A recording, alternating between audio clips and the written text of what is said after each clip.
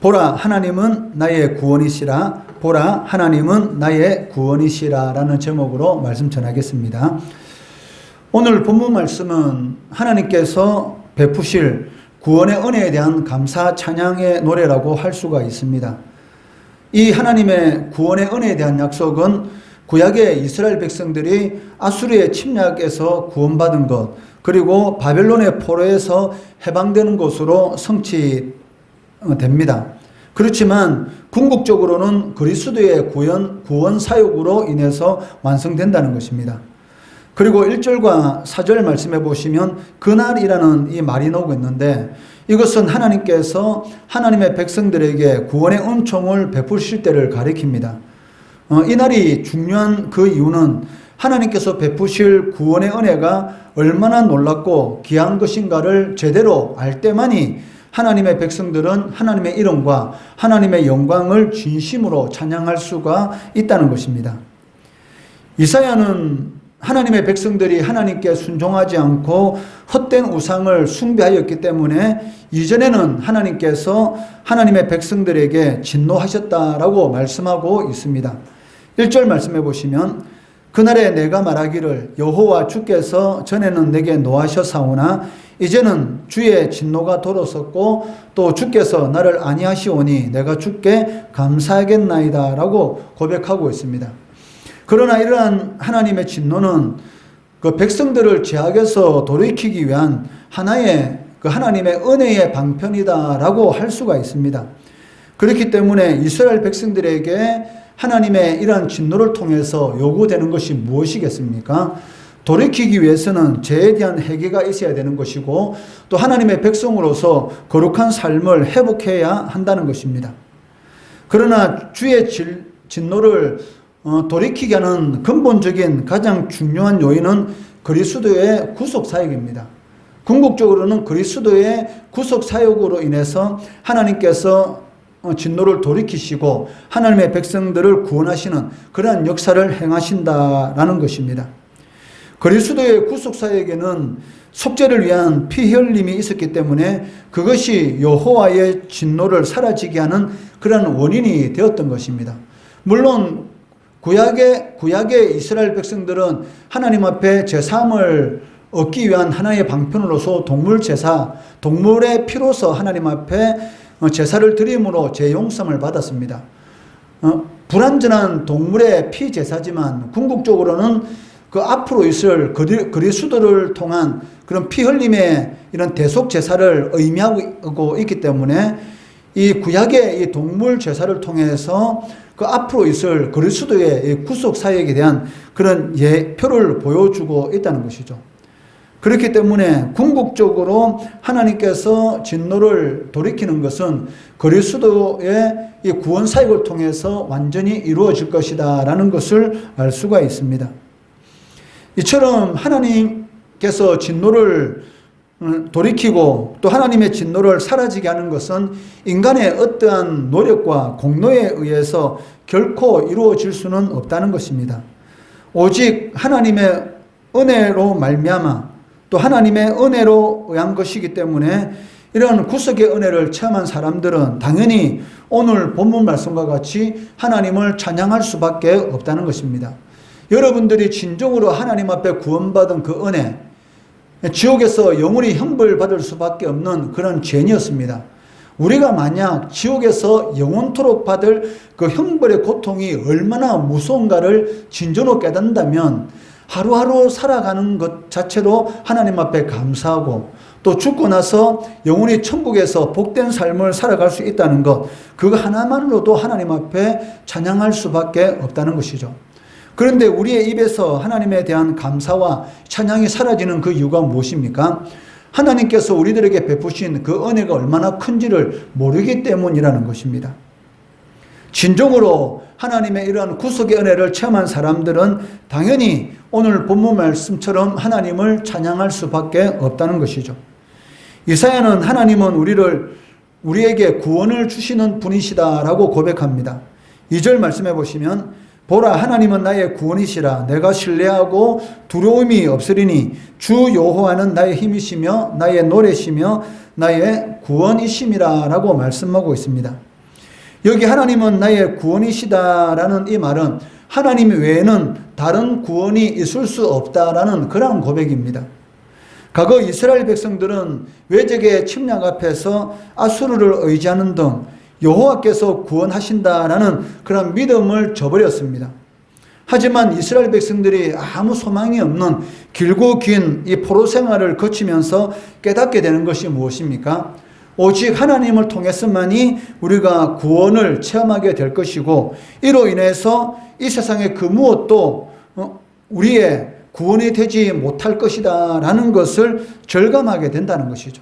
오직 하나님만이 우리를 구원하실 수 있는 분이시지, 아수르라든지 아니면 애굽이라든지 이런 바벨론이라든지 이러한 어떠한 강한 나라가 자신들을 구원해 주는 것은 아니다라는 것을 절실히 깨닫게 되는 것입니다. 그로 인해서 과거 여러 선지자들이 목 놓아 외쳤던 것이 무엇입니까? 여호와만이 너희의 유일한 구원이시다. 그렇게 선지자들이 여호와만이 너희의 구원이시다라고 그렇게 외쳤는데도 불구하고 이스라엘 백성들은 우상을 섬긴다든지 아니면은 가까이에 있는 강대국에게 가서 도움을 요청하는 그런 일들을 행했습니다. 그렇지만 이제는 여러 선지자들이 외쳤던 여호와만이 구원이시다라는 그러한 사실을 이스라엘 백성들도 반드시 인정하게 될 것이고, 구원을 주신 하나님 앞에 감사와 찬양을 올리게 된다라고 고백하고 있다는 것입니다. 이처럼 구원을 체험한 이스라엘 백성들의 감격, 그 감격에 대해서 2절 말씀 첫 단어가 무엇입니까? 보라. 이 보라라는 이 표현을 통해서도 잘 드러나고 있다는 것입니다. 이 말은 결코 예상하지 못했던 그런 결과에 대한 놀라움을 표현하는 단어입니다. 한마디로 말한다면 꿈꾸는 것 같았던 그런 일을 체험하고 난 이후에 하는 고백이 무엇입니까? 보라. 이것이 바로 하나님의 역사다라는 그런 고백을 하게 된다는 것이죠. 그러므로 이사야는 구원을 체험하는 자들이 기쁨으로 생명과 풍성함의 기쁨을 누리게 될 것이다 라고 선포하고 있습니다. 3절 말씀해 보시면, 그러므로 너희가 기쁨으로 구원의 우물들에서 물을 기르리로다 라고 말씀하고 있습니다. 팔레스틴 지역은 이 건조한 땅이기 때문에 물이 너무나 귀한 지역이 있습니다. 그래서 물은 성경에서 구원의 상징으로 표현되기도 합니다. 그런데 3절 말씀해 보시면 이 구원이 그냥 물이 아니라 운물에 비교되고 있다는 것입니다. 그 이유가 무엇일까요? 물이 상징하는 구원뿐만이 아니라 이 운물을 통해서 끊임없이 물을 공급받을 수 있는 것처럼 구원을 체험한 사람들은 구원의 은혜에서 나오는 풍성함과 그 생명으로 인해서 큰 기쁨을 누리게 될 것이다 라는 그러한 의미로서 구원의 운물들에서 물을 기르리로다. 즉 하나님의 구원의 은혜를 체험한 사람은 그 사람의 삶 가운데서 평안과 생명과 풍성함의 은혜를 누리게 될 것이다 라고 고백하고 있다는 것입니다. 한번 지나온 날을 여러분들이 한번 생각해 보세요.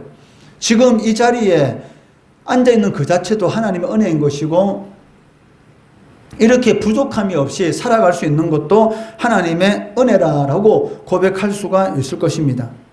이를 예수님께서는 요한복음 10장 17에서 이렇게 말씀하십니다. 도둑이 오는 것은 도둑질하고 죽이고 멸망시키려는 것뿐이요 내가 온 것은 양으로 생명을 얻게 하고 더 풍성히 얻게 하려는 것이라.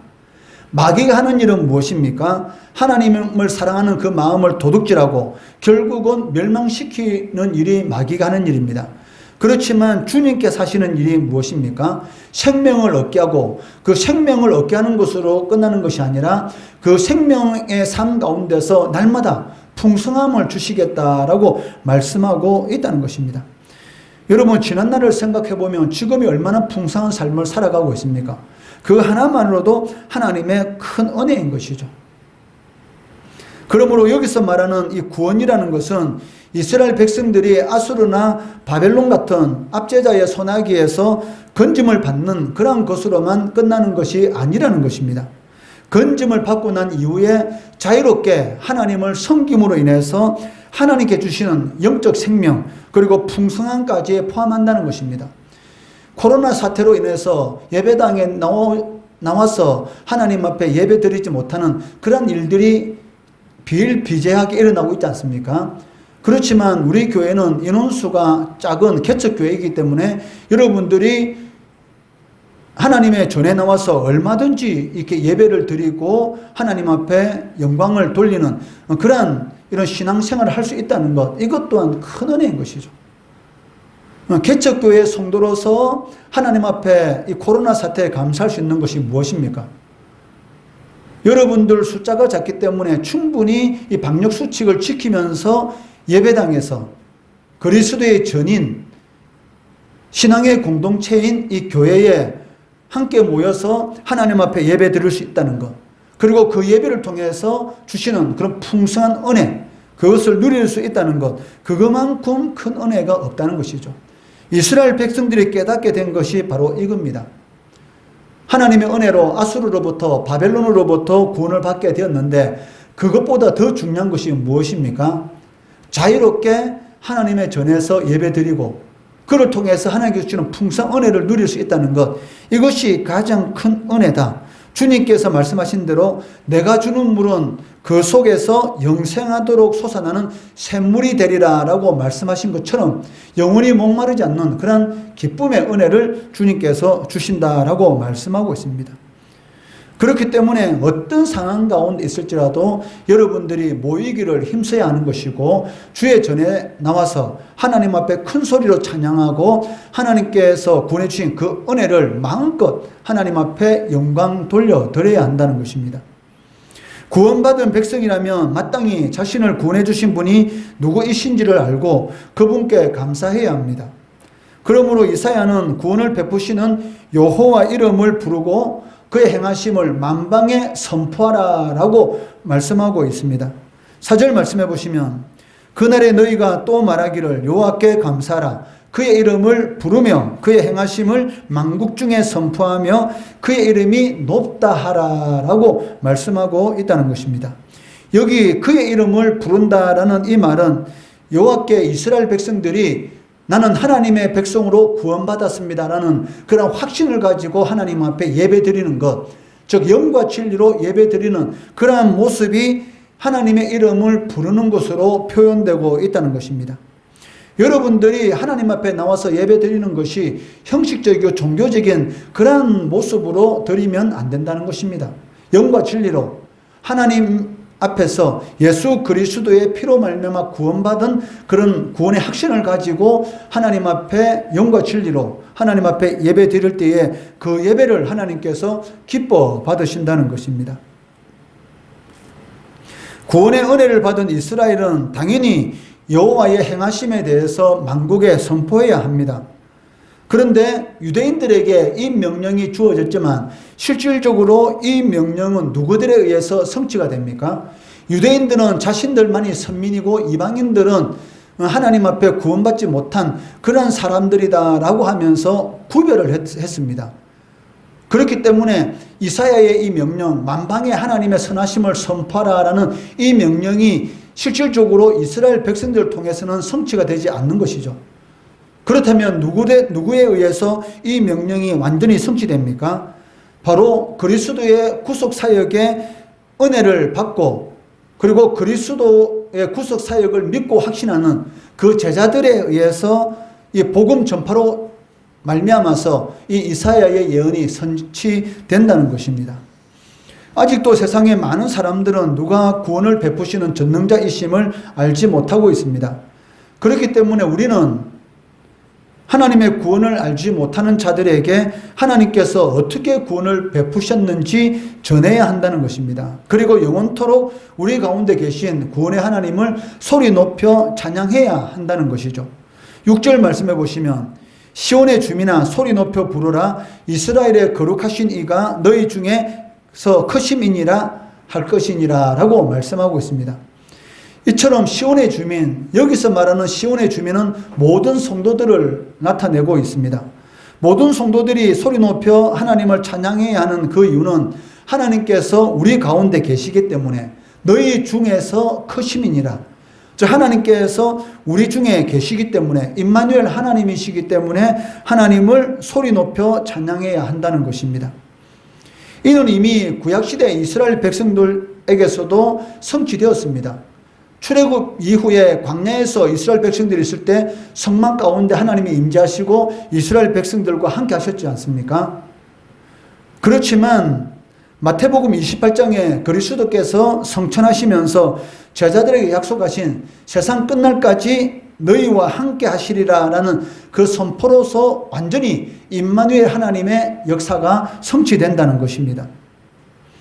이러한 하나님의 함께 하심, 임마누엘의 축복으로 인해서 교회와 모든 성도들은 그리스도의 아름다운 신부로서 하나님 앞에 당대하게 설 수가 있다는 것입니다. 그렇기 때문에 성도는 하나님의 이 구원의 은혜에 항상 감사해야 하는 것이고, 날마다 환경이 어떻든지 간에 항상 기뻐할 수 있는 그런 믿음을 소유해야 하는 것이고, 영원히 목마르지 않는 그런 은혜를 베푸시는 그리스도를 모르는 사람들에게 전해야 하는 그런 이런 권리와 동시에 의무가 우리들에게 주어져 있다는 것입니다. 그리고 우리의 매일의 삶 가운데 하나님의 이름을 더 높여야 한다는 것이죠. 지금까지 지내온 것 오직 하나님의 은혜입니다. 그것을 꼭 명심하시고 지금까지 인도하신 하나님께서 여러분이 천국에 가는 그날까지 반드시 함께 해주시고 인도해 주실 것입니다. 그것을 믿고 항상 기뻐하며 영원히 목마르지 아니하시는 그 하나님의 은혜를 모든 사람들에게 전가할 수 있는 그런 성도 되시기를 주의 이름으로 축원합니다.